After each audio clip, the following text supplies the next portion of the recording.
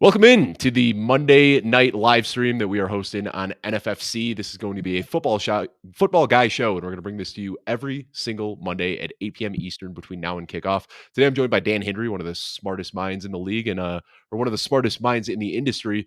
And we were talking for about 15 minutes before, and I said, let's just go live a few minutes before this gets kicked off. Dan, we're talking about what to do at 108, and you've got a player in mind. I've got a player in mind. Talk through a little bit kind of how you're looking at the first round of drafts this year. Yeah, so I think there's a pretty solid top six that most people kind of agree on with Chase, Jefferson, Lamb, and then Bijan, Saquon Barkley, and Jahmyr Gibbs. And then after that, from like 7 to 12, it's just kind of a free-for-all, and it just kind of just depends on your preference. Mm-hmm. And I have been looking through kind of the draft boards and ADP for these NFFC drafts, and they're kind of all over the place too. There's a lot of support for like Malik Neighbors, seems to be the most popular pick at 7.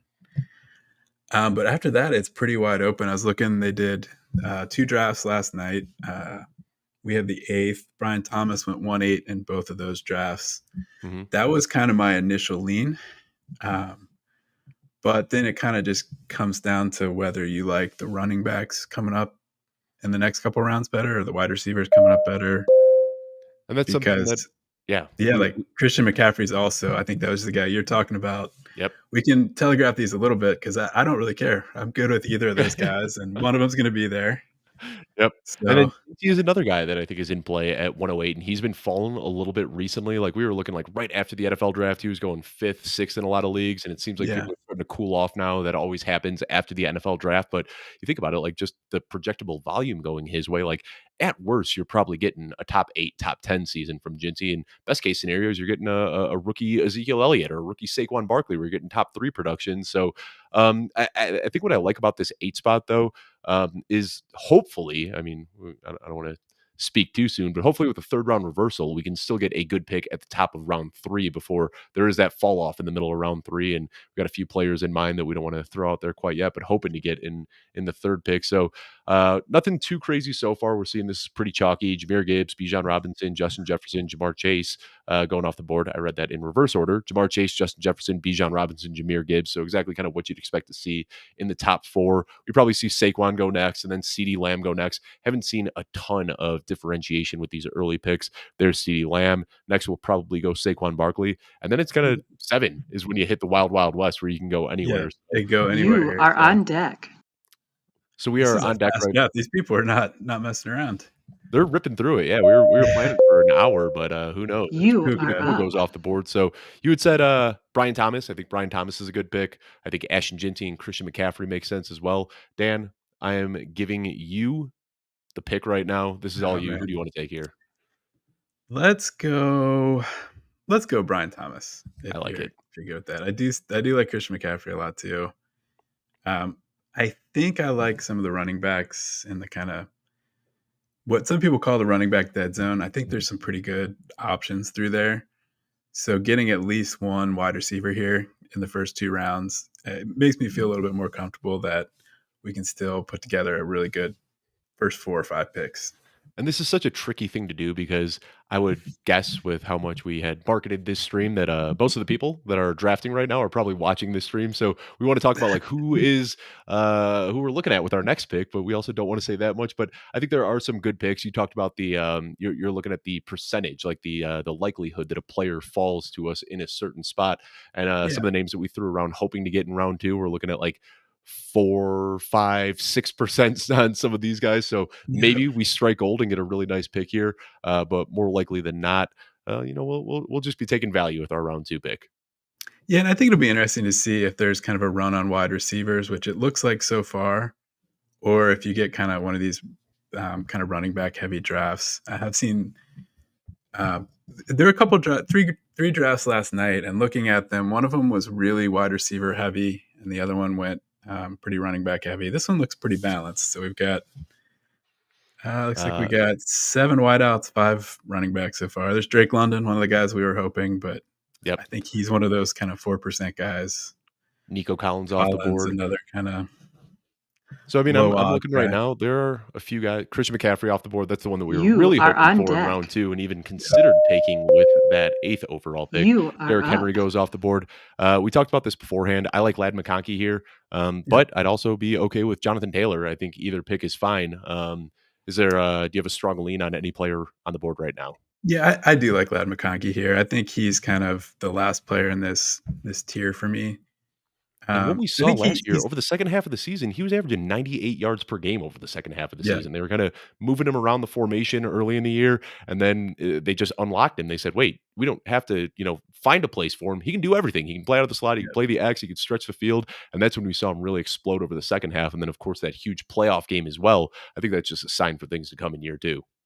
Yeah, and I think if you kinda zoom out a little bit, you can kinda look at it's not very often you see rookie wide receivers come out the gates with like 1,200, 1,100, 1,200 yards. We Mhm. had 3 of those guys last year, and it was Thomas, McConkey, and Neighbors. So we have 2 of those 3 guys, and I think each of the 3 comes with a really solid floor. Like, I don't expect any of them to have a sophomore slump, but then they also have that ceiling that gets you excited where it's just like, we saw Justin Jefferson and Jamar Chase have good rookie seasons and then kinda Right. take it to the next level in year 2.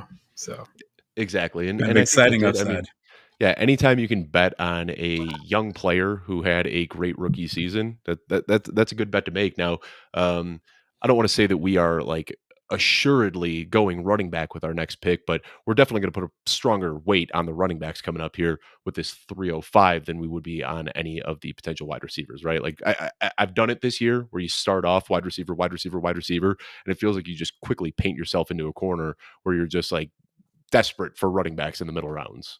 Yeah, I agree. I mean, if there's a big running back run and somebody who really like kind of falls, I'd be open to it. But yeah, it just feels easier if you have a little bit more balance where you have at least one running back through 3 rounds. Yeah, and I mean, I would say we're still a few picks out, but Brock Well, Bowers there has went no fallen Marion quite a Hampton. bit. What was that? So that was one of the guys on Marion that's Hampton in the kind of on my second. list. Wow. Yeah. So he's one of those guys, and we talked about him. He had been I had kind of said once I get past I have a top 27, 28 that I feel pretty good about. And then once I get past it, I'm kind of not sure what to do in drafts. It's like the one spot in drafts where I just don't have a ton of conviction, or I don't see a lot of separation between the guys who are there at 28 and the guys you can get at 48.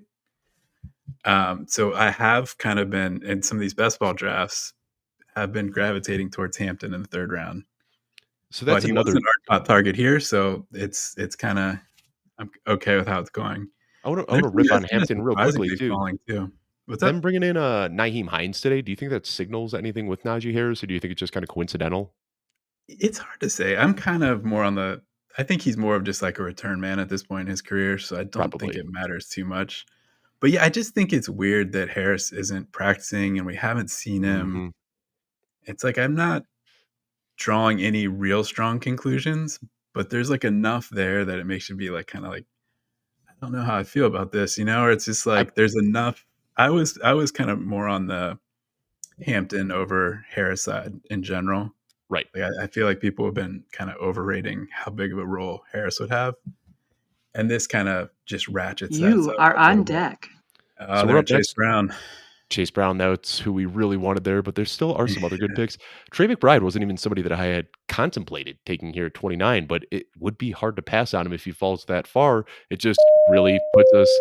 There You goes are Lamar Jackson. up. So Trey McBride's still available. I think that is a good pick there. We also talked about Brees Hall, James Cook being other good picks here. I'm fine with any 3 of those: Trey McBride, James Cook, or Brees Hall. Who do you want to go with here, Dan? This is tough.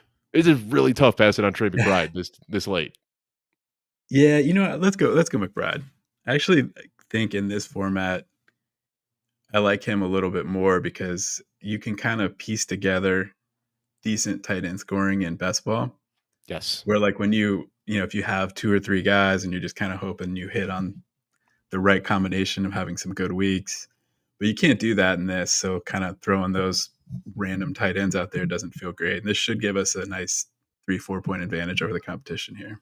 And that's a question I was going to have for you, and you set it up perfectly here. Is how your draft strategy kind of changes a little bit now between this and best ball, and I think that was one of the things I wanted to talk about was securing an elite tight end. You don't have to worry, like, am I starting Johnny Smith or Mike Gesicki this week? We're just plugging Trey McBride in and riding him to a top 3 finish almost every single week. But even with running backs, do you think it really changes how you attack the running back position? I know in best ball, it's so fun to just, spend your last 6 picks on all these injury away guys, and that's great in best ball. It's a little bit harder to do in managed leagues where you actually have to fill out a week 1 roster.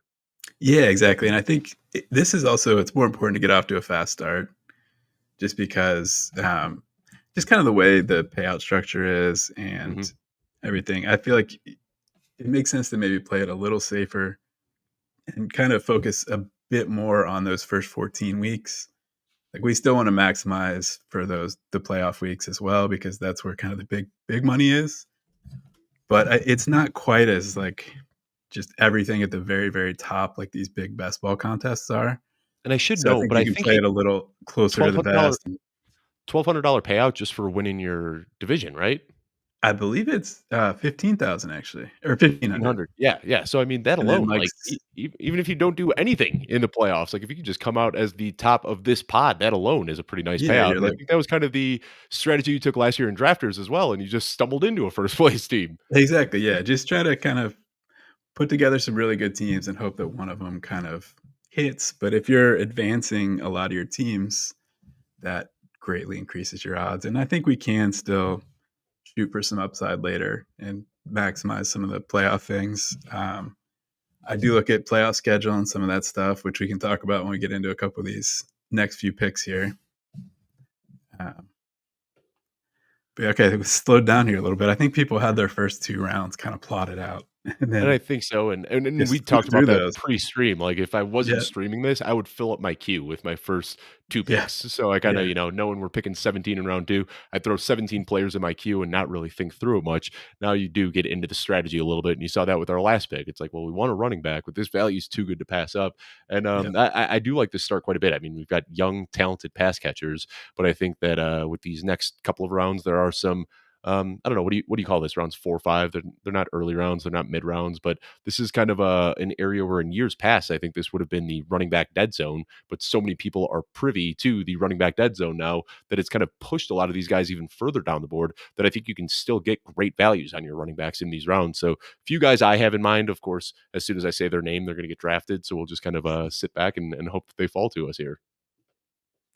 Yeah, there's still I think we there's enough running backs, we should still be okay, and, if not to, there's always, if Devontae Adams or somebody falls to us, can't go too wrong there either. So I think, yeah, we'll have plenty of options. We got 4 picks away here.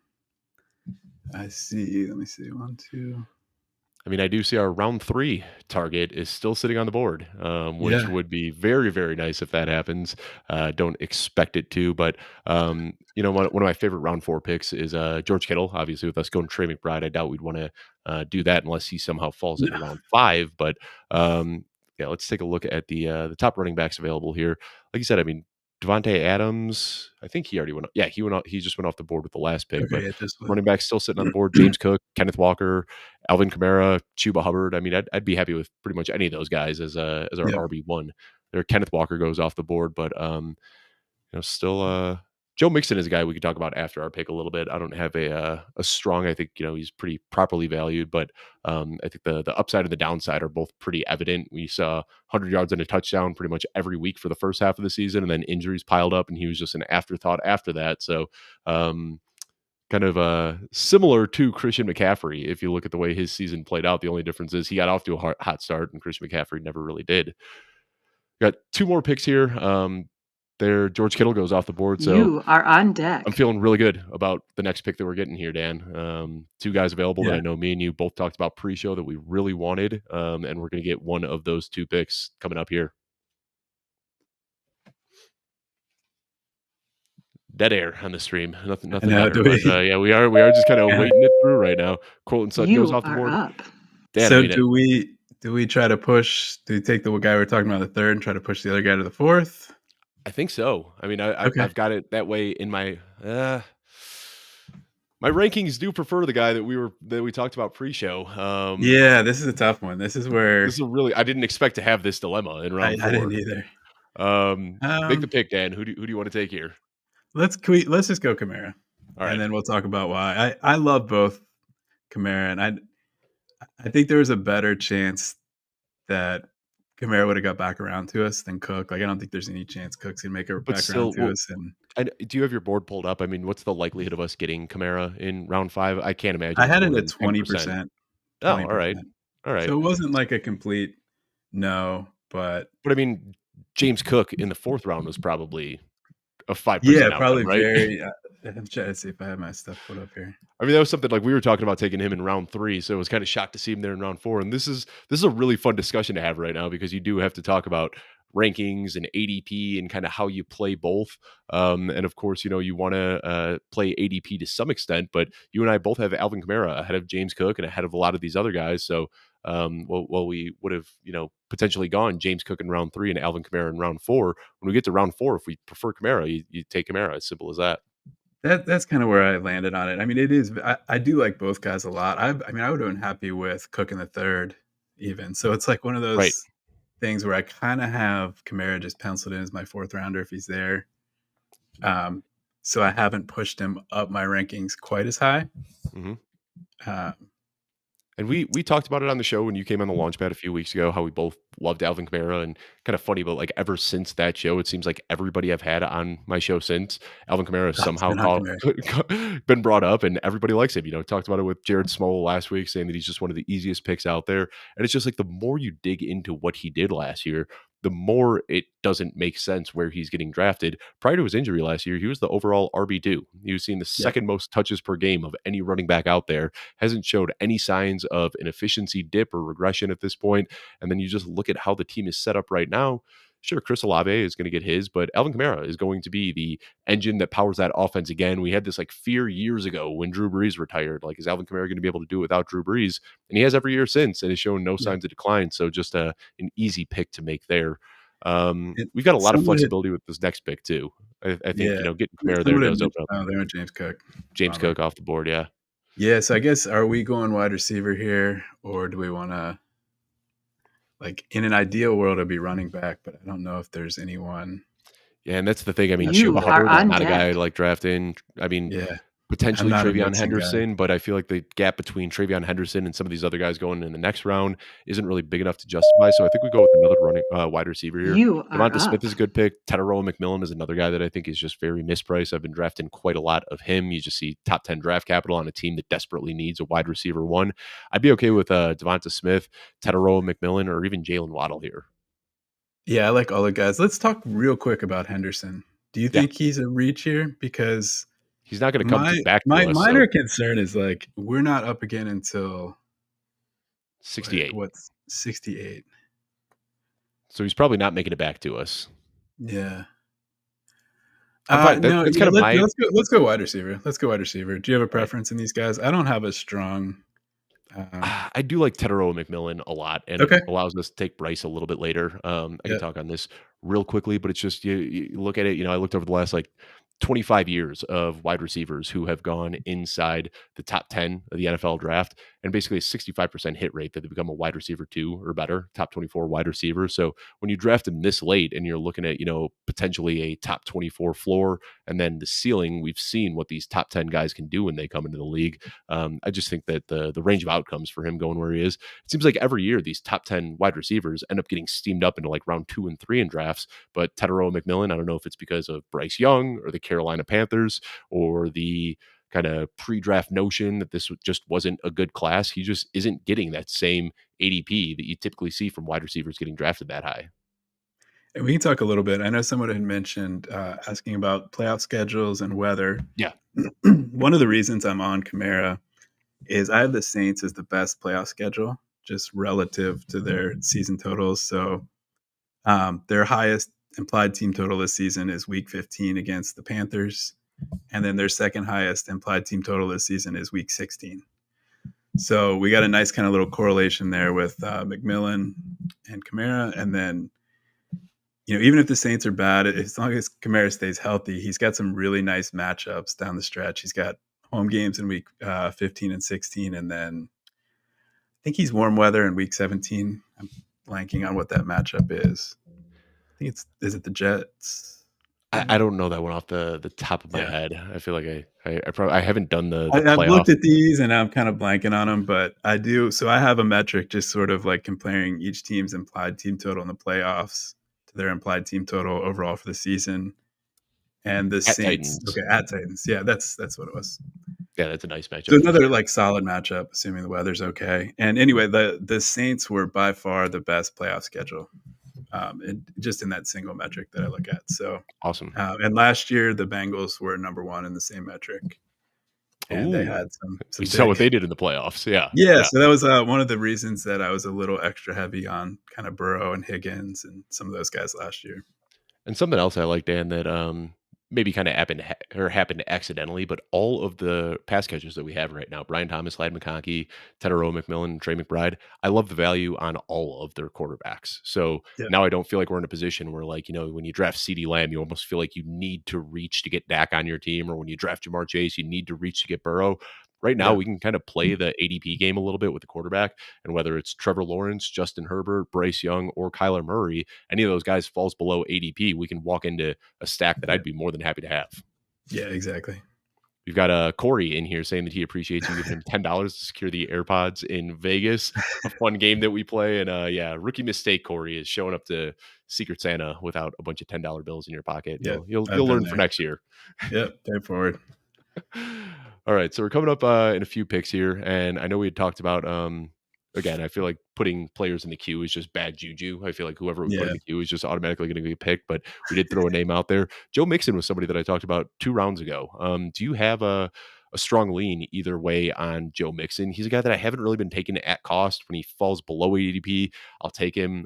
Like I said, it seems like the upside and the downside are both pretty apparent. The upside is that he does what he did over the first half of the season last year. The downside is that he just falls aggressively off the age cliff, like we see running backs at his age do. yeah, it's one of those things where I'm not taking him, but I don't have like a great reason why. It's like It's same, it's yeah, kind of like a gut feeling. Like yeah. I don't trust the offensive line. I don't trust, like the age. I'm a little worried that Woody Marks will take a little bit more of like the pass catching stuff. Nick Chubb is a backup that could steal some stuff. It's just I don't think he's a bad pick, and like it's not necessarily like a real logical or analytical argument. It's just like I'm not really feeling him this year, and I don't know why.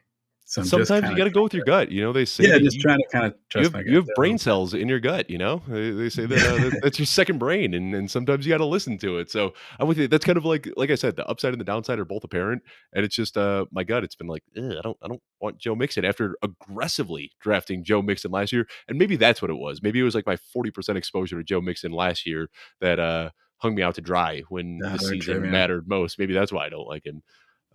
Yeah, Travion off the board. DeAndre Swift, Ricky Pearsall in round 6. That is shocking to see, It's especially with early. Yeah. the word that he just went off pup. But hey, when you see reaches like that, it just means that more value is going to open up a little bit later. But Travion Who do Henderson we and DeAndre Swift are both guys that I really wanted there. who do we still have at wide receiver here? At wide Or receiver, do you have it all? we are looking Chris Godwin, who we just got some not so great news about. Jordan Addison potentially looking at a suspension. Juwan Jennings, a guy, I have defaulted to taking Ricky Pearsall around after Juwan Jennings, but that's not how this one worked out. Travis Hunter, if we really want to go crazy with Jacksonville, I don't You think is are on a terrible deck. pick. None of those guys really jump out to me as super exciting picks, though. And then looking at Travis Hunter's ADP, we could probably kick him to the next round if we really wanted to go that way. Um, And then QB. Can we just see all real quick? yeah, You Are are we up? up. Oh, we are Mixon's just up. falling, huh? I mean, Mixon has fallen pretty far. At this point, it is 2 rounds below ADP. I feel like with us kind of not investing early in running back, as much as neither of us really feel great about Mixon, it does feel like the smart pick here. Yeah. Yeah, I think you're right. I We think we just gotta spent the do it. last 5 minutes talking about how our gut says, like, no, we don't want to draft Joe Mixon. Yeah, At I think we this just point, tricked everyone into this one. Yeah, let's yeah. go Mixon. I think we have to. I was hoping for either Connor or Henderson there.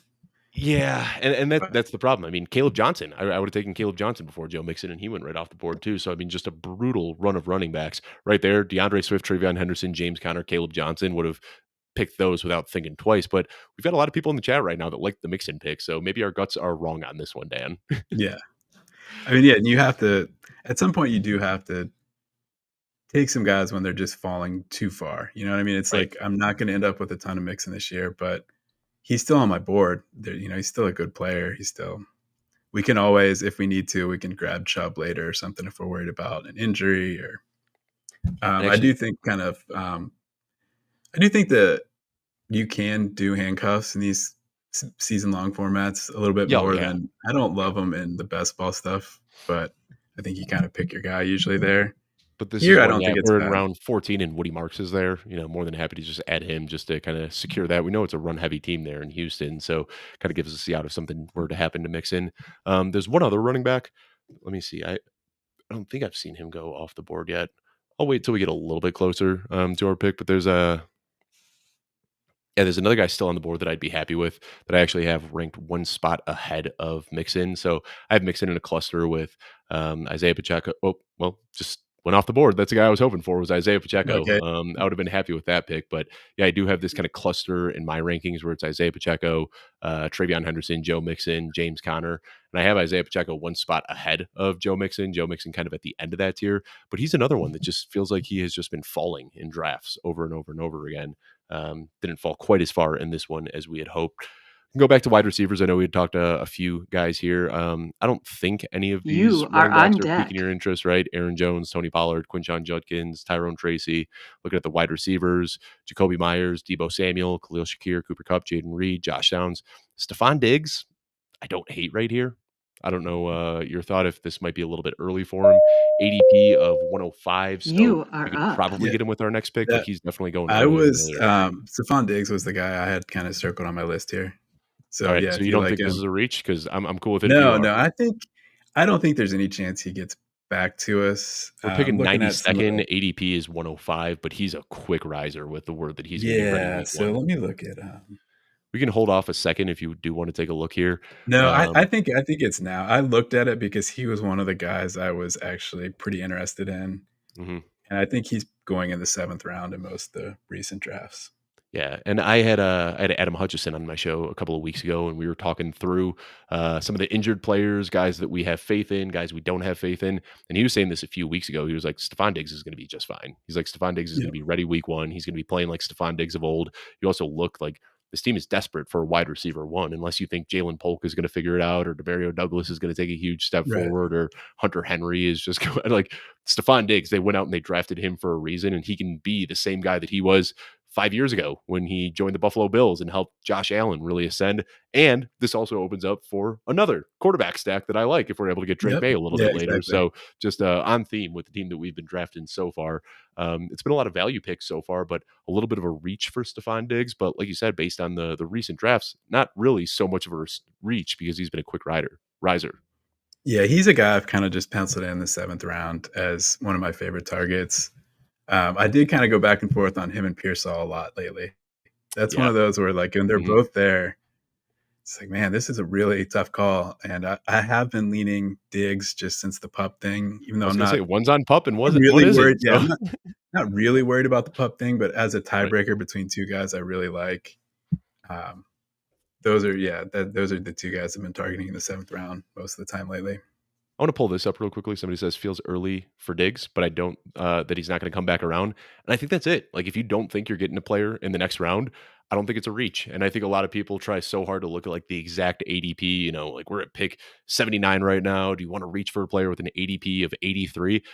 I don't think it really matters. I think it's as simple as like if you don't think a guy's coming back to you, you make the pick. And when you're playing from the middle, which we're drafting from the 8th overall pick, you get to be a little bit more flexible with the value, but especially when I'm picking from the ends. Like if I've got the first Yeah. or the 12th pick, that's where I'll aggressively reach 20 spots ahead of ADP because I know I have to if I want to get the players I want. Because if you get trapped into playing that ADP game from the edges, you can just end up with a lot of players that you don't even really want. Yeah, exactly.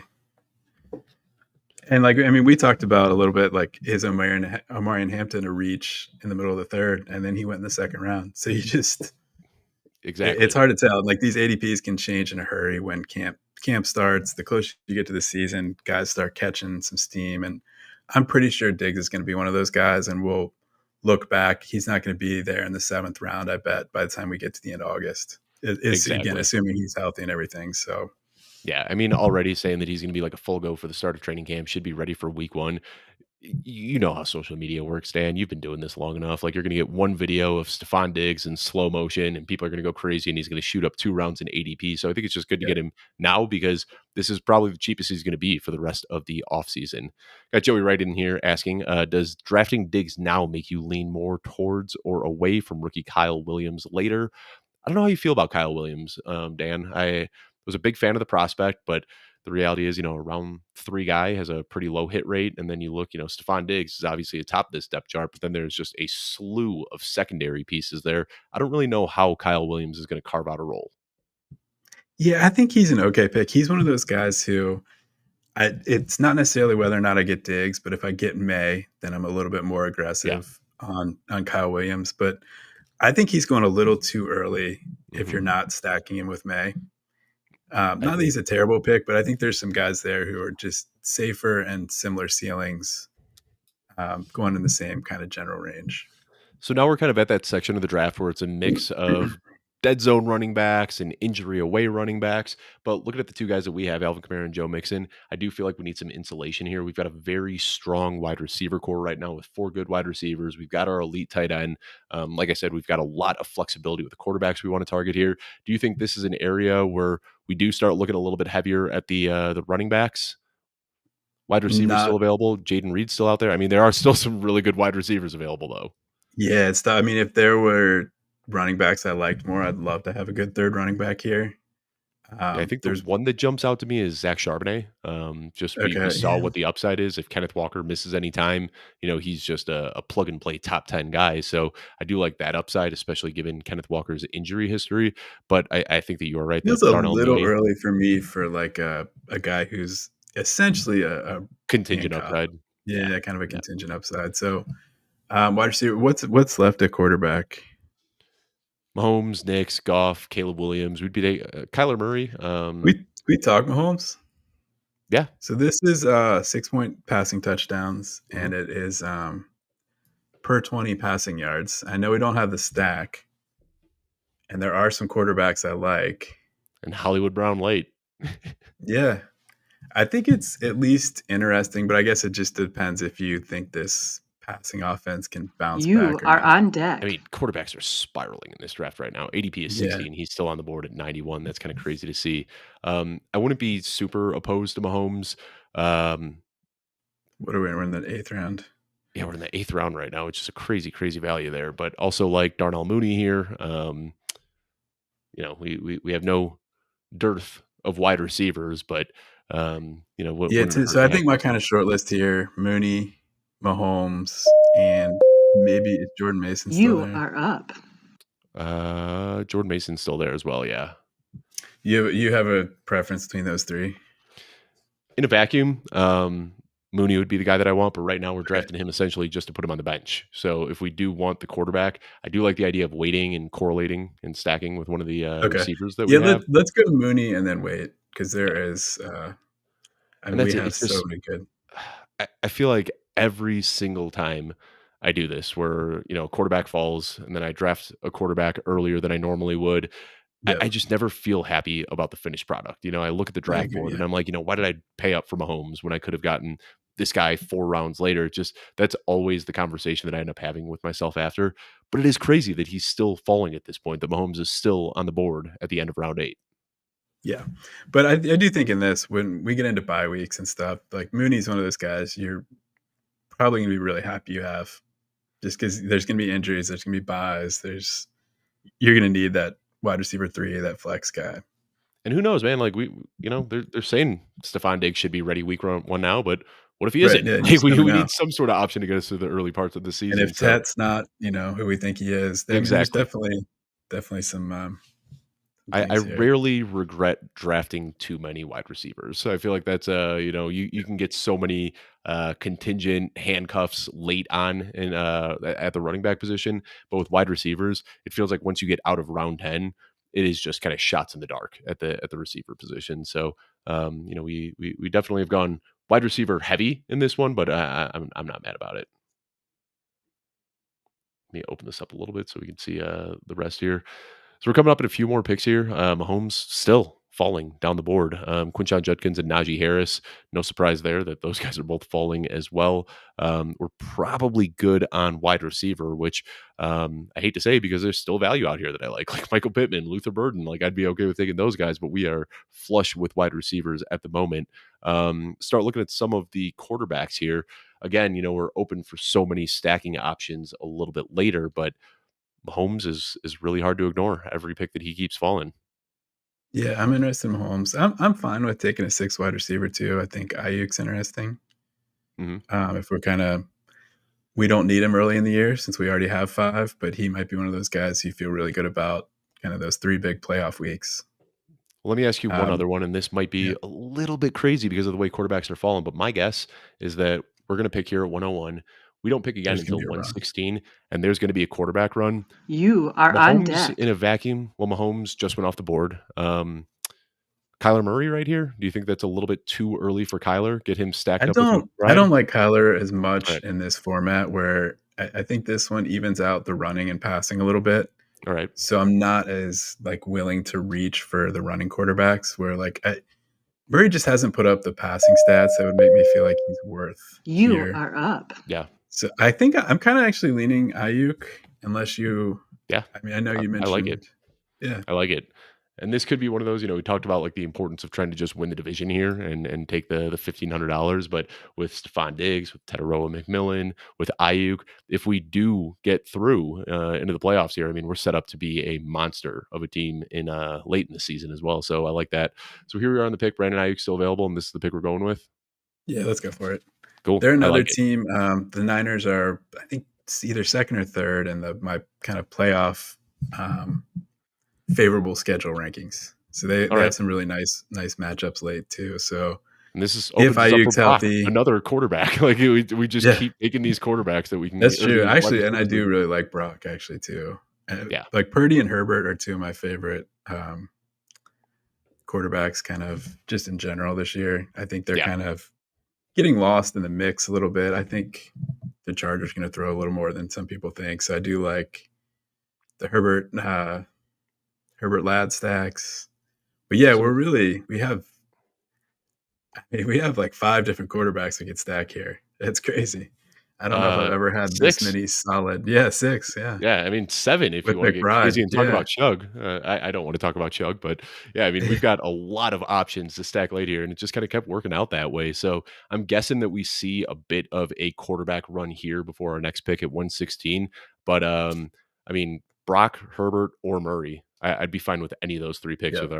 with our next pick. So we'll just see who falls to us. I'm guessing that Nick's trying to think through the stacking options. I should know how to do this. Do you see where I could pull up the draft board? Oh, right here. I want to take a look at this real quickly. See how many have been drafted so far. Well, I'm looking at the board right now because I want to see where we are picking, and then I want to see who has Marvin Harrison. So Marvin Harrison is the 101 drafter, took him. So we might see that pick go 108, 109 when that guy's drafting at the turn there, at the 9-10 turn. He might go Kyler Murray, but he's already got Joe Burrow and Chase stack. So maybe he doesn't. He And might pass on a quarterback. I've been looking through some of these draft boards from the drafts this weekend. Like the quarterback run hasn't been happening until like the 12th or 13th round All in right. a lot of these drafts. So, All right. like looking at the most recent league to draft, like Herbert went 1308. Trevor Lawrence fell to the 15th. Drake May was 13th round. Oh, wow. Kyler 12th. So yeah, Wow. the quarterbacks are definitely falling pretty far, even though the ADP on the site might say otherwise. So I Yeah, actually that's think just we you get sharp we drafters can in these take one. NFFC rooms. Yeah, and I do kind of like the idea of trying to get 2 of these top 15 to 20 quarterbacks if we Yeah, can. But I think we can maybe wait another round or 2. and that's again another question I want to have with you. We've talked about it. I know you and I have kind of had a similar draft strategy in best ball, where we're okay taking 3 quarterbacks in the mid rounds and 3 tight ends in the late round. But here it does help a little bit. If we have Herbert and Purdy in best ball, I love that quarterback room in best ball where I don't have to worry about either guys. Whoever scores the most. Right. I think it is nice to kind of I don't know. I mean, it definitely last year, Jeff Bell and I, when we did this NFFC stream, we drafted Lamar Jackson early, and then in round 12, Jaden Daniels was still sitting there, and we said, "Well, we've already got a quarterback, but this value is just too good to pass." And by the end of the year, it ended up being a headache because we didn't know who to start on a weekly basis. Yeah. So that's kind of the problem when you have two good quarterbacks is you can end up overthinking it a lot of the times. But yeah, like I said, I It is mean, kinda what a nice to shame give it doesn't yourself an happen more. out though, like, if you're just wrong, like, I True, think yeah, there is kind of this whole or tier of injuries. quarterbacks kinda in the 10 to 14th round range. Like, there's reasons for optimism, and then you can also see how they might fail, especially if, um, if we're looking at, some of our stacking options are guys like Trevor Lawrence Mhm. and, who else do we have? Um, Drake I May, mean, Bryce I even Young. think Kyler Murray and some of these other guys like could go either way. Like I could see them having a really good year, but I could also see them being kind of tough week to week to count on. So if you give yourself multiple outs, Yeah. yeah, it makes the weekly decision harder, but it also kind of it raises your floor a little bit. And I see Joey in the chat talking about Kyler Murray's late season schedule, weeks 15, 16, 17 at Houston versus Atlanta, at Cincinnati. Those all look like good matchups on the surface level. If you looked into that much, I know you said that you've kind of got your model that you do Yeah, for playoff scoring. let me pull that up real quick. And But yeah, I like you said, can I was expecting this QB run. Not a quarterback has gone off the board since Patrick Mahomes. So you talk about how all of the drafters can tend to push these quarterbacks down a little bit. You were saying expecting the run a little bit later, and I think we're seeing that here. So coming up in a few picks, I don't think we need to force a quarterback. We've still got three guys that are correlated with the picks that we have, and three guys ahead of them. So I think we can look at the running backs here. Najee Harris has really, really fallen quite a bit. Ramondre Stevenson, Cam Scatterbo, Javonte Williams, Tajay Spears. Rashad White is a guy that I really like and have been drafted quite a bit. I think he's pretty underrated.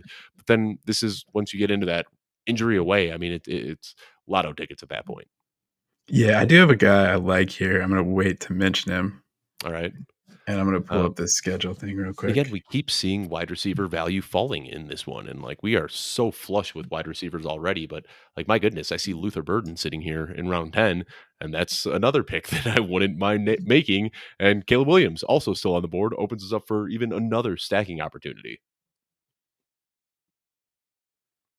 So Christian Kirk goes off the board. Round 10, Hollywood Brown. I don't know what you make of that, Dan, but that seems very early for Hollywood. Yeah, I do wonder, like, if people are overreacting to the Rice suspension, or maybe it makes sense. I don't know. He's one of those guys I want to kind of see in camp before I buy into it. It's like, Oh, 100%. Yeah. Yeah. so I haven't been drafting him a whole lot lately, but I You could are on potentially deck. get there. So we've got one pick before us. We just had Christian Kirk and David Njoku going off the board. Who was it that you had in mind, Dan? You said that you had a So player You in are mind? up. I'm pretty intrigued by Tajay Spears here because I 100%. think you have both the contingent upside and a guy who's been injured a little bit in Pollard. Hmm. And you have a guy who I think is going to be out there at least 40 to 45% of the snaps, just even without injury. So he's a guy you can play on bye weeks and stuff. And I'm generally buying into this Titans offense. It'll be one of the offenses I have probably the most exposure to. Yeah. Um, I've said it a lot. It feels like the Houston Texans 2 years ago when they drafted CJ Stroud, and everybody just said, the Texans are bad. And then you can get CJ Stroud, and that was the year Dalton Schultz had a big breakout. Nico Collins and Tank Dell, of course, had their big breakouts as well. And the Titans feel kind of similar to that this year. yep. And I think um, one of the things that kind of gets overlooked a lot this time of year when trying to when trying to like kind of analyze these offenses is the offensive line improvements. Hmm. And they went out, they signed a couple guys. They have their center. Hopefully, will be back from an Achilles injury. They have some young guys who they've drafted in the first round. So Skoronski has been it, yeah, fantastic. They've really hit on Skaronski, that and then pick. they moved Latham back to right Yep. tackle, which I think is his more natural position. Cushenberry was their center, who they gave a big contract to last year, and I think he tore his Achilles like week 2. So everything just kind of spiraled for their offensive line last year, and they made fixing it a big priority. They have a Mhm. really good offensive line coach they got from the Browns, so they're an offense that I think is just undervalued a little bit across the board. So I You like are on trying to get deck. exposure when we can there.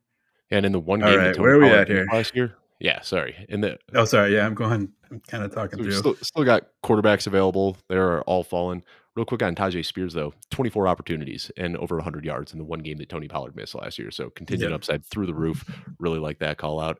All of these quarterbacks that we've talked about still running You are still are up. available. Running back wise, we've got a lot more injury away guys here. Ramondre Stevenson could have some value, but I'm not crazy about him. Rashad White is a guy that I like quite a bit. Trey Benson, also like him quite a bit. If we look over at wide receivers, that did start to dry out. Keenan Allen is really the only guy that I'd kind of be Yeah, interested in here. I think we got in where we needed to at wide receiver. Yeah. I'm good with either one of these running backs or just getting our quarterback a choice if we want to go that route. See, Like we've still got 3 available there's that would so work many. here. Yeah, And Drake maybe May. wait one more round. Let's go So back to what running backs. I don't love any of these guys. I don't know if there's one you have your eye on. Go for it. I'm gonna go with Rashad White. I see Yeah, this one's for our producer, Joey Wright backstage. I know that's gonna make him happy, but nice. Rashad White, I think that a lot just gets lost in the Bucky Irving breakout. Like Bucky Irving was fun and he was exciting, but I think people just kind of forget that Rashad White got hurt early in the season. And even amidst that huge Bucky Irving breakout, he was still averaging 11 carries and 5 targets per game over the second half of the season. So I think Bucky Irving is very good, but he is limited in the receiving game. I think Rashad White, just as the receiving back alone. They've got a tougher schedule this year. They're not going to be in these games where they're just able to run in the second half. I think they're going to be in closer matchups, and just the pass catching upside for Rashad White is so high. And then there's also contingent value. So I mean, like if we're early bye weeks, we can put Rashad White in our lineup if we need to. And if anything happens to Bucky Irving, we saw Rashad White just 2 years ago as the overall RB5. So he's a player that I think is a little bit mispriced. I've been drafting quite a bit of him lately, but like you said, you don't really like any of these running backs. You kind of have to tell Yeah, yourself a this is kind story of the to like part of the any of them. draft, and this is where again one of those things where I think it's different in best ball versus this. Where like in best ball, you having three of these quarterbacks is pretty nice, or Right. having multiple tight ends where you can kind of mix and match between weeks.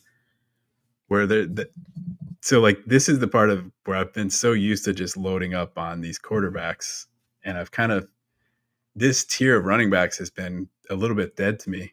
It's just like I'm kind of ignoring them for the quarterbacks and tight ends. Right. But here, where the quarterbacks are falling so far, and where we put ourselves in a little bit of a hole at running back, we kind of have to dip into this pool a little bit more than I would normally want to do.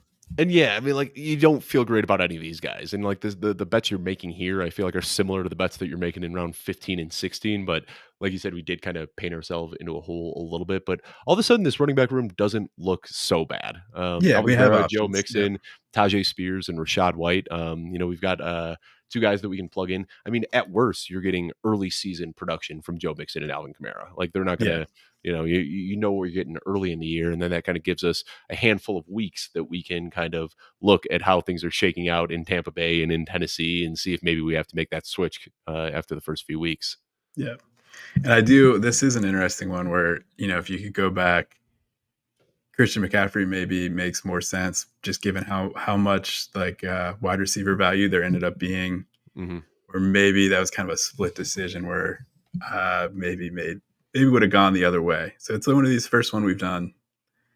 I mean, I love Brian Thomas too, so I'm not upset with the pick, but kind of seeing how it played out and where some of the running backs went off the board right before us.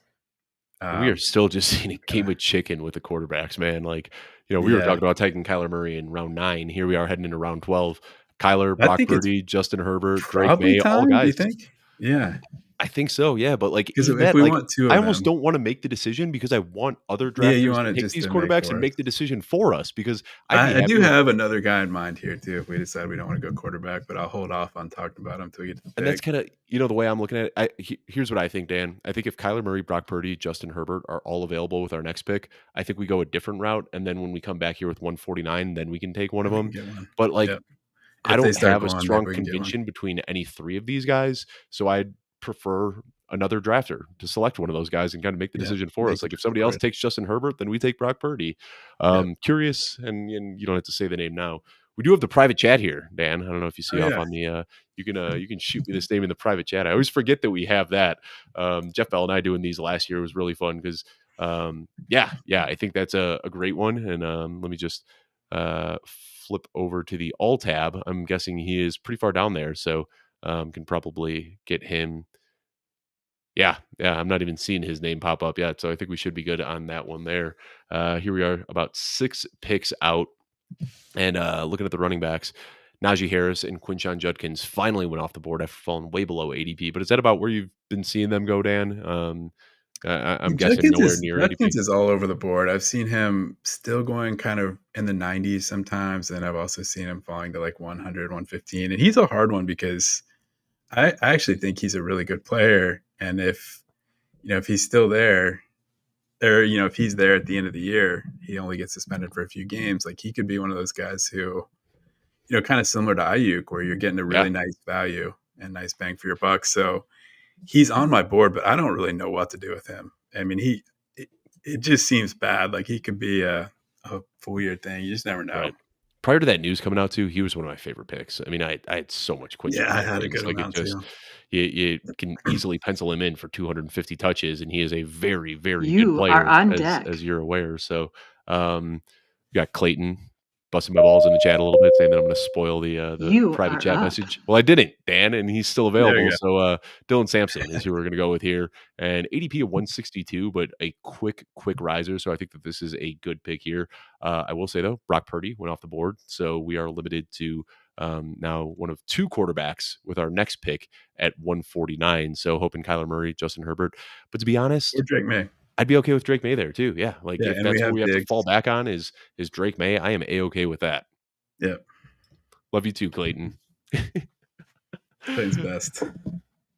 All right, so we got some Judkins comments in the chat. Yeah, we don't need to talk about that, but And I will be kind of curious to see kind of the Samson versus Jerome Ford breakdown kind of in yeah, camp, assuming that Judkins is out. I like Samson just for if one of those guys is going to emerge. I said the same thing about the Chase Brown, Zach Moss thing last year, where it's just like, mhm, I guess I'm kind of projecting a split to start, but if one of the two guys is going to emerge, I think it's Chase Brown. I feel right. similar, assuming Judkins is out.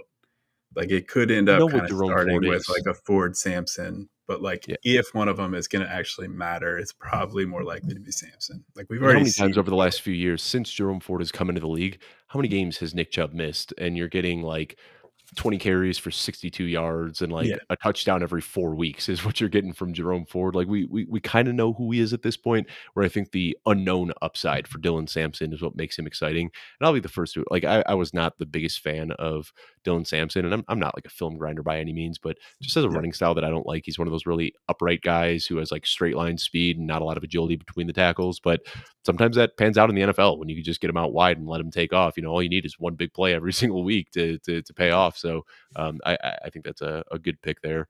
And yeah, we still got our 3 quarterbacks, 4 picks away. So unless things get really weird with these next 3 So picks, let's I think we'll talk be through. happy. I mean, since it doesn't really matter, since I'm not worried about getting sniped here. What's your kind of ranking on these quarterbacks? Murray, Herbert, May. So my You are on my rankings, you deck. did talk about the 6-point passing is a little bit different. I have Mhm. I rank in 4-point passing, and I have Kyler Murray ahead of Herbert, but I like Herbert a lot too. I would go Kyler You Murray are here, up. but I love Herbert and I love Drake May. Like I don't have a really strong. I think the 6-point touchdown as opposed to 4-point really puts them all pretty level. Yeah, that's kind of where I'm at. So let's go Murray. I think there's a better chance that Herbert will get back to us. So Mhm. I'm kind of good with both of these guys too. If we want to That's if we can get Herbert or kind May of with the double next stack pick. here. Yeah, And Herbert, honestly, May, and even if we then get Trevor Lawrence with our next pick, I'm fine yep, with that too. I haven't gone Brian yeah. Thomas or a guy who also could have a big breakout year with Liam Cohen. Um, Yeah, I like that. And then we have our options, and now we I was are thinking of 6 two. deep at wide out, right? We are Yeah, 4, 6 deep 5, at 6 wide deep. out. Yeah. I wanted 5 to at check. It running looks like back. Trey Harris went off the board. These rooms are just so much different than like the best ball rooms that we draft in, where you could usually take Yeah, Justin Herbert and then get Trey Harris in the next round. With yep, quarterbacks getting pushed down, Trey Harris went off a while back. But that's been one of my favorite moves is starting off with Lad McConkey early and then getting Justin Herbert and Trey Harris in back-to-back middle rounds. But yep. a little bit too sharp in this room to pull And I that will off. say too, I think when you were talking about, should we take Mahomes? I think that proved to be like a wise decision to pass on him, even though I really like Mahomes this year, and I think Because we were going to there take him is some here. interesting upside there. Just how far these quarterbacks ended up falling, we'd have been Mhm. like, oh man, why did we take Mahomes? So Right. I think that was probably a pretty good call by you. Yeah, and yeah, looking back, we would have taken him over Ayuk, which even you always look at like what you would. So I mean, the way I'm looking at it right now, Brandon Aiyuk and Kyler Murray, I'd have much preferred that to what would have probably been Patrick Mahomes and Braylon Allen or Dalton Yeah, Kincaid or something like that. Well, there yeah, and it's always interesting to kind of Herbert and May both compare. off the board, so it Okay, looks like yeah, us taking I Murray gotta, there kind of triggered the quarterback run. yeah, But we still have Trevor Lawrence we could fall back on even later if we yep, need to, I like that. and especially we're Yeah, at the you point can now see just where how like the quarterbacks being drafted alongside like Alec Manor and guys right. like that. You know what I mean? It's like the quarterbacks are really falling. And at this point, every team has at least one quarterback. So I Yep. don't think anybody's going to be aggressively reaching. We're probably going to see another pretty big disparity before those QB2s start going off the board. We've seen a couple people do it already. Team 6, double tap Brock Purdy and Drake May. Yep. We Like that. had Team Those are 4. 2 of our guys. I know, yeah, that's a good one. Actually, I was looking at that team just a few That's a minutes good ago, and team. I like what they've done top to bottom. I mean, George Mhm. Kittle in round 4 is one of my favorite picks too. I think Saquon and JT. I like what we are doing, but this is the team that jumped out to me as my early favorite so far. And then them hitting on Brock Purdy and Drake May, I like that as well. But yeah, it Yeah. is crazy to see in this format that like Alec Aomanor is going ahead of Justin Fields, and that's just Yeah. the difference when you're not playing in best ball and you actually have to put a guy in your lineup. Yep.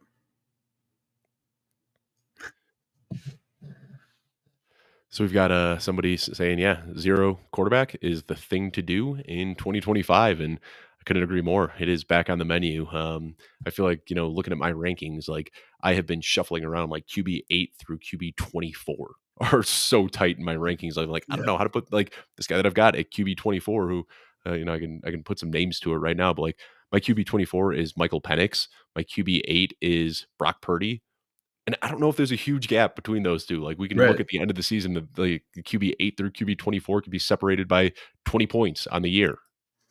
And I actually think this scoring even flattens it even more because Yeah, the one thing that separates it in the 4-point, passing touchdown and the point per 25, it really does put a more of a premium on the rushing stats. right. Where it's just way easier to rack up big passing numbers with, again, it's 300 yards is 15 points in this instead of 12. Mhm. And then, the extra 2 points for passing touchdowns. So it actually really raises guys like Penix up, who isn't a big runner, Right. makes But it could makes it throw more even. for 35, 40 touchdowns. Yeah, exactly. So yeah, I'm good with another quarterback here if we want, just to get our backup. Or do you have anyone else you're kind of eyeing through here?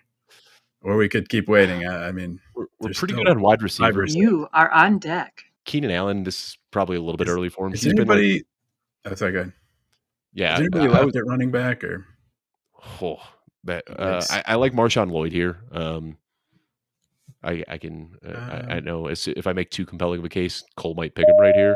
Um, I mean, You are I'm up. okay going with Trevor Lawrence. We might be able to wait until this pick 173. We've also got Bryce Young to fall back on. And honestly, I even like a lot of these quarterbacks without a stack if we want to go that route. Marshawn Lloyd, though, you I like just Lloyd? think it's a reroll on last year, a prospect I really liked, and he was just hurt his entire rookie season. Uh, let's go quarterback just so we don't get stuck, and then see if he's still there later. You thinking Trevor Lawrence, or do you like any of these other guys better? Trevor Let's Lawrence go does Lawrence. work with the early. I Yeah. think I do like Lawrence here. We'll go in on the okay, and yeah, now I think at this point we can just start. We could basically close out with running backs. We could just hit That's running kind of what I'm backs and thinking. Let's just start. yeah. There's a bunch of these guys who are all injury away guys. I think. Because we are so loaded at wide receiver. We'll want to sprinkle a backup tight end in there at some point, but we've Yeah. got 6 picks left, and if we go 4 or 5 of these We do picks to a need running back, kicker I'm and okay with it. defense, and Ah, that's right. this will be the first time in 2025, I've drafted a kicker or defense. So this You is got Adam Harstad's strange article pulled waters up? for me.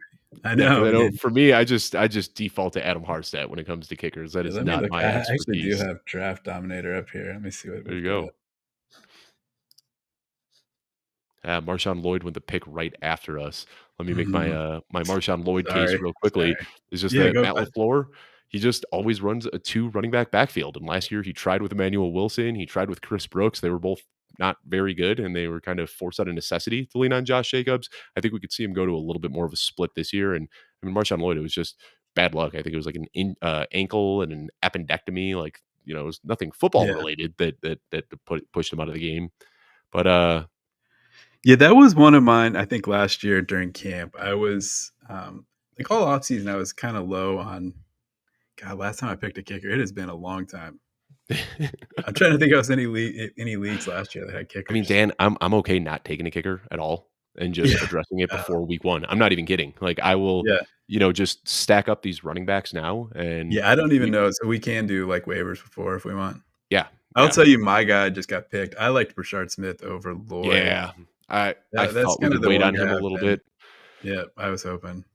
Do we But, wanna yeah, I go think you're look right. at it? Maybe we do We've got need the to Eagles just, defense. Some defenses have already gone off the board. I don't know if you think it's too yeah, so I'm early. looking at Draft Dominator has the Bills at the top of the list, and then the Broncos, Ravens, Steelers. Yeah, Broncos just went off the board. I mean, Okay, I'm okay taking the Bills here I'm fine with that. because there's Um, no running backs that really jump out to me. Um, what's the running back list looking like? Pretty gross. Pretty gross. I mean, We like, keep. Can we look at it real quick? yeah, I've got the Maybe running wait backs around. pulled up right now. Justice Hill, Kareem Hunt, Devin Neal, Jarquez Hunter, Ollie Gordon, Raheem Mostert, Jaleel McLaughlin, Kendra Miller, Estime. I like Miles Sanders as a late pick, but we could probably wait on him a little bit. Woody Marks a little bit later. Are we up? Oh, We are. Yep. um, what are your thoughts on Monongai? I know. I I, like him. Yeah, I think that he's going to be the number 2. And at this point, I don't care about reaching. Like he probably isn't making it back to us. I like him better than a lot of the names that are on this list right okay. now. How about Monongai? He's the other guy along with Rashard Smith. I've been drafting a lot late. It's a hard time to Oh, draft sorry, I right did now not just because. switch the tab. I didn't realize that you were Oh, looking at you're the good. board that You're whole good. time. That's why. I am so sorry. I'm sitting here, I'm like, Oh I've got no, the you're running good. backs pulled up. My bad. No, But it's yeah, all good. with Monangai, there's an interesting thing going on where Ryan Poles has been talking up, the Bears GM has been talking up Roshan Johnson a lot. But you Okay, look at the head coach and the offensive coordinator, they have both been singing Kyle Monangai's praises. So I think that there might be this thing where general managers want to hold on to, they want to keep the light on a little bit they're longer like than a head both. coach Yeah, might because they were the ones that made that pick. He liked Roshan Johnson. We got to remember Ryan Poles. We saw this guy in Hard Knocks. He was crying, like literally crying on a guy's shoulder when he had to release him. Like he really yeah. feels for his players. Um, where on the flip side, you have Eric Bieniemy, the running backs coach, has spoken highly about Kyle Monangai. Ben Johnson has been raving about Kyle Monangai as well. So I don't know. I like Roshan Johnson. I don't know if the new staff likes Roshan Johnson as much as Gotcha. they like Kyle Monangai. Yeah, it's interesting. Like, it's a little bit of a hard time to be drafting right now. On the one hand, you can get some of these kind of like day 3 running backs later than you will be able to if they start to emerge during camp. But we're going to get a lot more clues over the next month over which of these guys. Like one of the things I think is interesting, kind of dynamic of this running back class was that this rookie class was so deep that the seventh rounders, I'm not necessarily viewing them like I would like a normal just seventh round running back because the class was so deep and so good Yeah. that these are guys who might have been fourth or fifth rounders last year, you know? So like Mhm. I like betting on the group. Like I think one of these day 3 running backs is going to emerge and be really impactful. It's just really hard to figure out which one. So as of right now, we're just kind of throwing darts. I do think again, like as long as we have waivers, it may make sense just to keep kind of throwing darts at some of these rookie running backs until I don't know. Are there any tight ends? Do we want to get a backup tight end? Um, I have one guy who I've been trying to draft every draft. Let's see if he's still there. Tucker Kraft, he's long gone. Oh, Somebody else. I think I know who you're talking about. Yeah, I got tight ends pulled up right now. He should be Yeah, he's good. there. All right.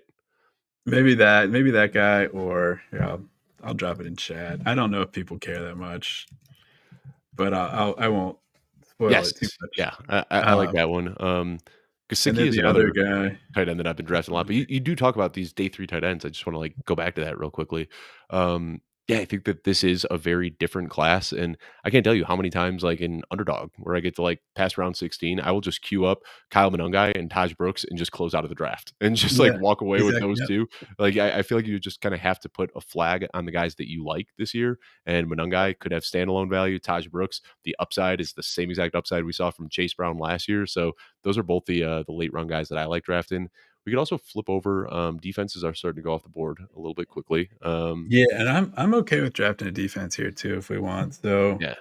Bills, Broncos, Ravens. So those were the big ones that are Um, now gone. so But the we still, again, I'm gonna lean on Draft Dominator here. We yeah, got yeah. Steelers, Vikings, Eagles. I don't know if any of those 3 are still available. Steelers are. Eagles went off the board. The Vikings are still available as well. Okay. So Steelers Draft just went off the Dominator, board, so now we're down to the Vikings. Vikings, Eagles gone. 49ers, very banged up. The Yeah, Lions are very banged up as well. I do feel like the Vikings would probably be the last one we'd want to take here. Like if they're available with this pick yeah, 188, I'd take the Vikings. But if not, we probably can look at either a tight end or a running back instead. yep. Because nobody else here. Texans, 49ers, Lions, Chargers, Packers, Cowboys. I'm not interested in paying up for any of You those. are on deck. Yeah, so Yeah, You let's do are that then. up. Minnesota yeah, Vikings let's do right here. Vikings. Yep, Cool. I like that, and then we can kinda hit a couple of those other guys in chat whenever we want to. Yeah, and then when it comes to kickers, like I said, I'm okay just going to all running backs right now. I'm trying to find. I'm looking at the rules right now, but if I recall from last year, It's I team think kicker, so it's just you don't even have right. to draft it. Yeah. I was looking more the week 1 Sorry. waivers when those open. Oh, yeah. I mean, it might be worth just getting who we want in the 20th round and then just Yeah, not having to worry about it. I'm not or maybe not, though, I don't know. and that's what But I'm I saying.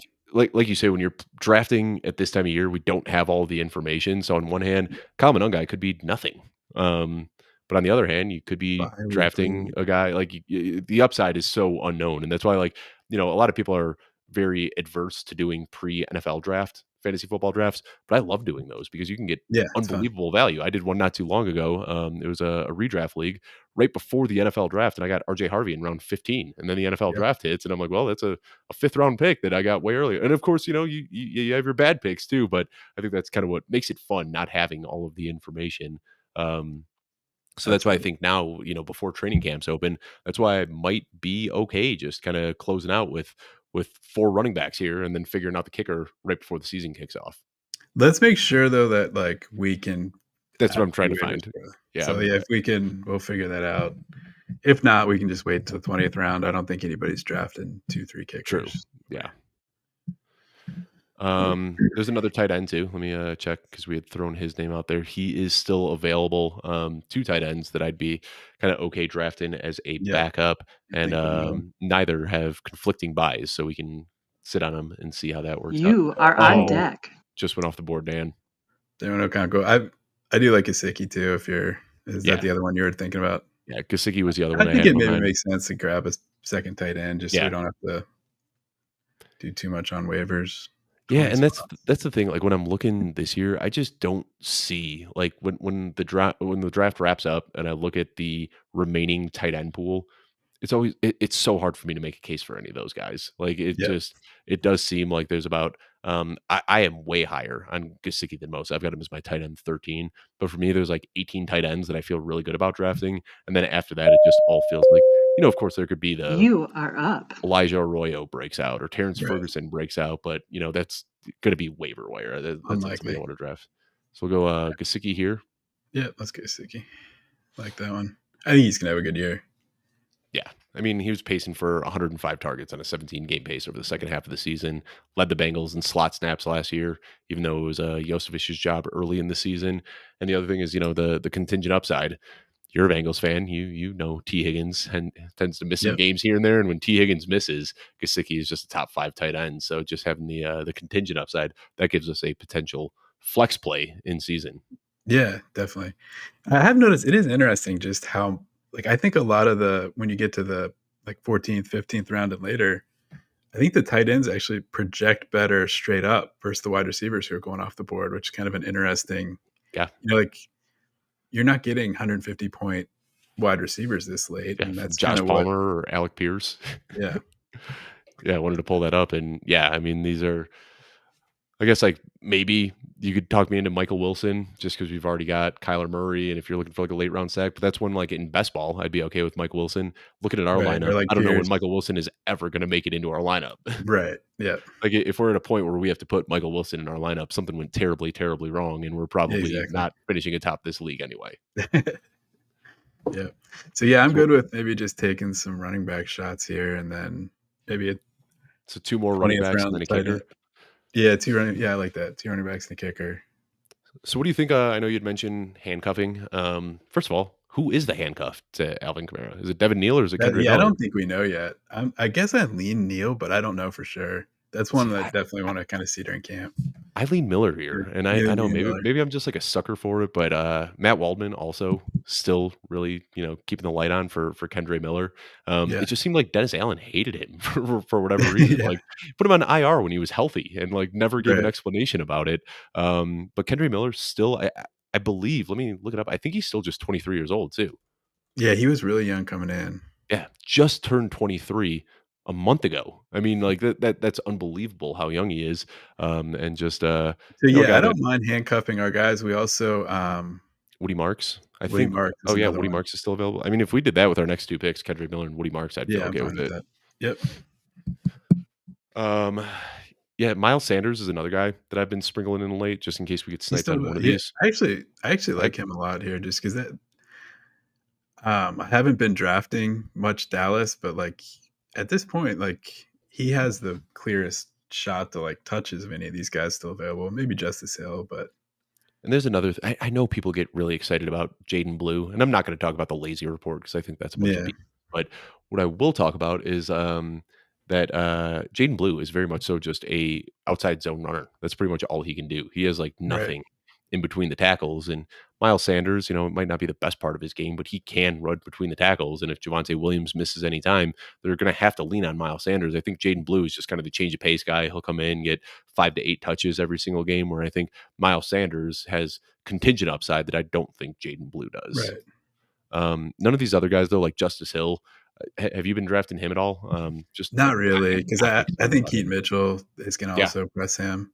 Mhm. There is one guy who I'll occasionally draft in the 20th round who I don't even see him on the screen, but LaQuint Allen, I Yeah. think is somewhat interesting just Anytime I can because get a he's converted wide receiver, I get excited about that. yeah, yeah, it's like ideally, You I are like on deck. drafting these running backs that have, You like, are the up. contingent upside plus let's go Marks, I guess, or wait, Sanders is still there, right? Somebody just went Miles Sanders, yeah, somebody, Alright, let's go must have been Woody. listening to us.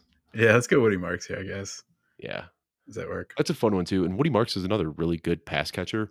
Yep. Um, so this is one we've got Joe Mixon, of course, but as we said, we didn't really feel great about Joe Mixon because of Woody Marks. Well, now we kinda hedged against ourselves here. Yeah, we If hedged Woody a little Marks bit, does yeah, end up emerging or taking the pass catching role, whatever it is, very good. we've got that out as well. I think Nick Chubb, I don't wanna put it out there, but I think he might get cut before the season even starts. Oh, really? Yeah, I mean, he just, didn't look good. I just, prior to the injury, he was already looking like his age was catching up to him, and then Mhm. just that terrible injury. I mean, I'm rooting for him. I'd love for him to prove me wrong, but 29-year-old coming off a twice injured knee, and I talked with Adam Hutchison about this. I think people see like the squatting videos and get really, really excited about that, but that doesn't really have anything to do with the Translate. injury that he has. That's all Right, lateral agility is what's going to be zapped away from him. Squatting is something I just had a buddy who had a full knee reconstruction. And he was back in the gym squatting 6 weeks afterwards. That's something like one of the first things you do in rehab. right. I think we got the right read on the Texans here with Joe Mixon and Woody Marks. But again, who really knows at this point? We'll get a clearer picture during training camp. So we've got 2 picks left. We can go a running back, or if there, we can take a look at the kickers. I mean, the Lions, a high scoring offense that play a lot of indoor games. I don't know if you've got them pulled up right now, but wouldn't be Let me mad look about that it up. one. Vikings as well. So we have Dallas and Detroit as the top 2, and then Pittsburgh. I think the one problem with Detroit is they do go for it on 4th down all the time.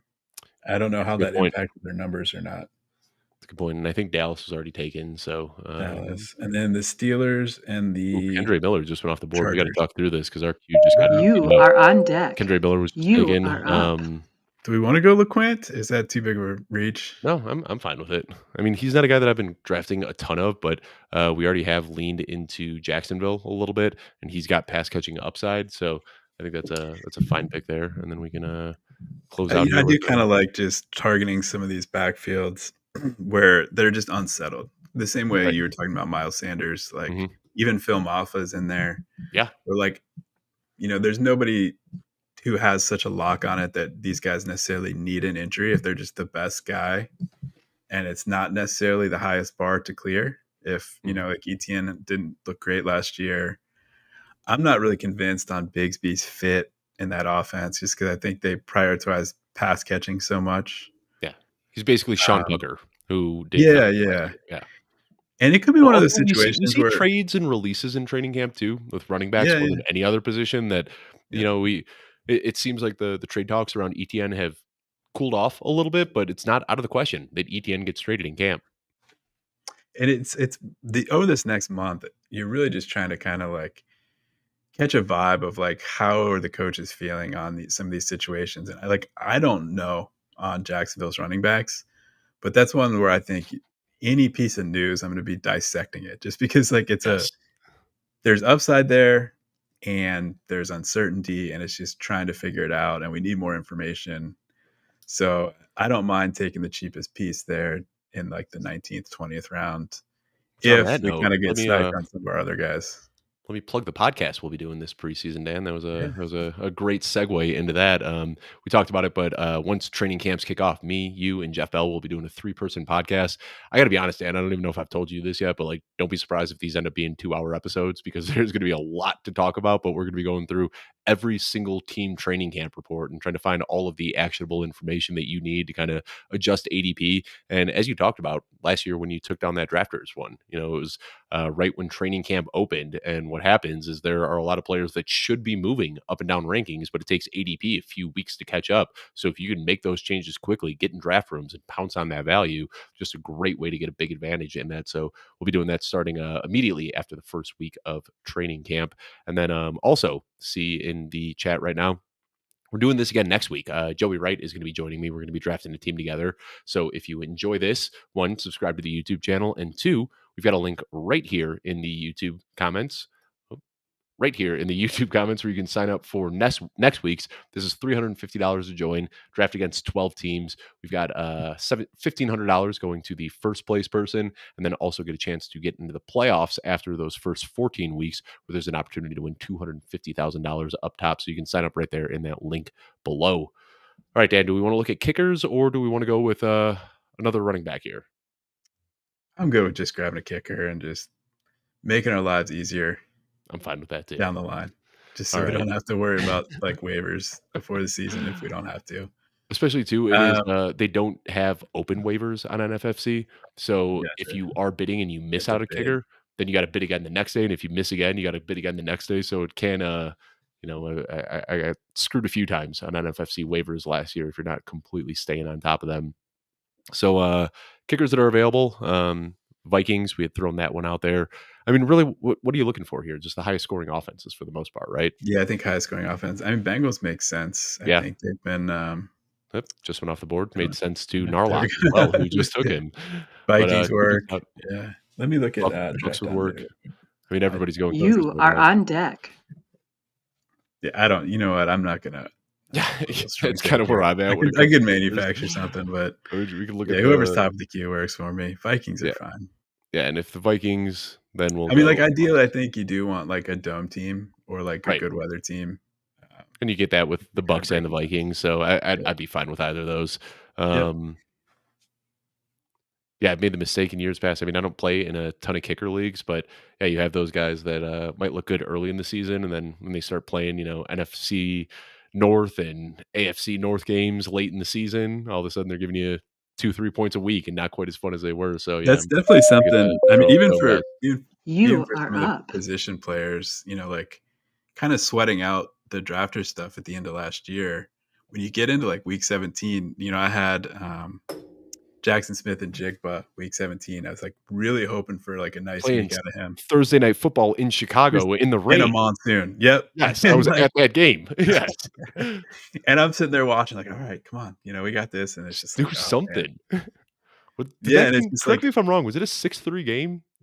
I believe so, yeah, it was just Yeah, brutal. yeah, that Um, was awful. I sat through that one, and it was and I just as bad as remember it looked kind on of, TV. when you're, like, sweating and you have these, like, big money on the line, you start, like, kinda taking notes, like, "All right, I'm not if I'm in, like, one of these playoff leagues next year, I am gonna pay, like, a g more attention to the weather because, like, these nasty, like, outdoor games where it could be rain and snow in Chicago or wherever, like, that stuff matters where, these other teams are playing in domes and stuff or playing in great Yep, weather makes a huge difference. and we saw that last year with Detroit. What was it? I think I wanna say, like 14 or 15 of their games were either in a dome or in warm weather last year, and you Yep, saw that everybody in Detroit just outperformed their ADP. So definitely a nice little edge you can get there. yep, All right, Dan, let's take a look here. I mean, we kind of did everything that we wanted to do. We got we paid up for the tight end in Trey McBride, but then we got a really nice high upside backup in Mike Gesicki later on. Really liked what we do. This is something that we've talked a lot about, or talked about a lot this offseason, which is kind of the quarterback double tap in the mid to late rounds. And I mean, it's crazy. I did not expect, if you told me that we'd be getting Murray and Trevor Lawrence around 13 and 14, that is not what I would have expected. I would have expected that to be like a around 8 and around 10 guys. So pretty happy with yeah, how that worked out there. Just absolutely loaded at wide receiver here. Ryan mhm, Thomas, Lad McConkey, Tedero McMillan, Stefon Diggs, Darnell Mooney, Brandon Aiyuk. And that feels good when you can just get halfway through your draft and just say, hey, we've closed out this position. We don't even need to take another wide receiver here. And that's exactly what we did. So in addition to Alvin Kamara and Joe Mixon at running backs, we just stashed a bunch of high upside guys here. Tajay Spears, Rashad White, and Dylan Samson, who we said all could potentially have some early season standalone value, but really you're drafting them for the contingent upside. And then with Kyle Monangai, Woody Marks, with Quinn Allen, three day three rookies that also have immense upside. So this is looking. I don't even know what I could nitpick here. There's a few yeah, things I wish some players would have dropped to us, but this is how you do it. This is a well-rounded team at every single position. yeah, yeah, I like how it turned out. We got sniped a couple times, but that happens, and then you kind of adjust and get some shares of guys you might not necessarily get every time, but, I think it all fits together, so It hopefully does. we can, win some money on this one. Yeah, and we've got the Kyler Murray and Trey McBride. That's one of my favorite stacks this year. Yeah, Last year I was doing a lot of Lamar Jackson and Mark Andrews. I think when you can get an elite quarterback and an elite tight end, and Kyler Murray, not an elite quarterback, but fringe elite, especially if he can be the guy that we saw 2, 3, 4 years ago.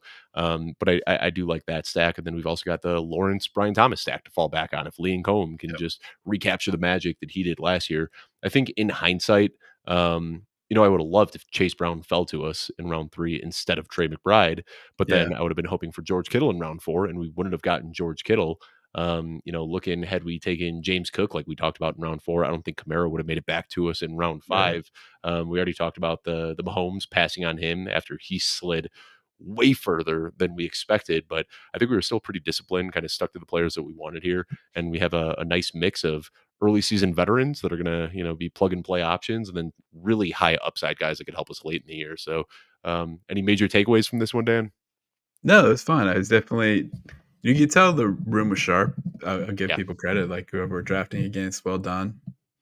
It didn't feel like, guys were falling way further than they should most of the time, so except for the but yeah, quarterback, even which is a sharp move. but yeah, that's exactly, like, they fell I don't know that they necessarily fell further than they should have in this Right. format, like, other people did the smart thing too, where after those first 5 or 6 guys, there's kinda, like, one big tier. Mhm. I think the big question maybe is, like, is Mahomes in that tier, in this format or not? And he could be, but I don't know that it makes sense to necessarily bet on him over somebody like Ayuk, who has such a, like, clear path to relevance. And I might even be overthinking it, but, like, had the Rashi Rice thing not just happened, I probably would have been more inclined to take Patrick Mahomes, but now he Right. could be going into week 1 with an old husk of Travis Kelce and Xavier Worthy, who we saw last year was pretty inefficient in that role. I mean, it's really without Rashee Rice, very similar to the offense that it was last year that we saw Mahomes Right. giving us low end QB1 numbers. So I like this one. This one worked out Yeah. pretty well. I had fun here. As a reminder, I will be back next week, same time, Monday at 6 p.m. East or 8 p.m. Eastern. Dan might even have you on for another one of these at some point before the season kicks off. Nice. I'll also have the podcast going on. I've been bothering you a lot this off season, Dan, and I apologize, but just really No, I've been football. loving it. It's been Having fun. fun. Yeah, Yeah. cool. Well, want to thank everybody for tuning in. We'll be back next week, Monday at 8 p.m. Eastern. Thank you so much for tuning in.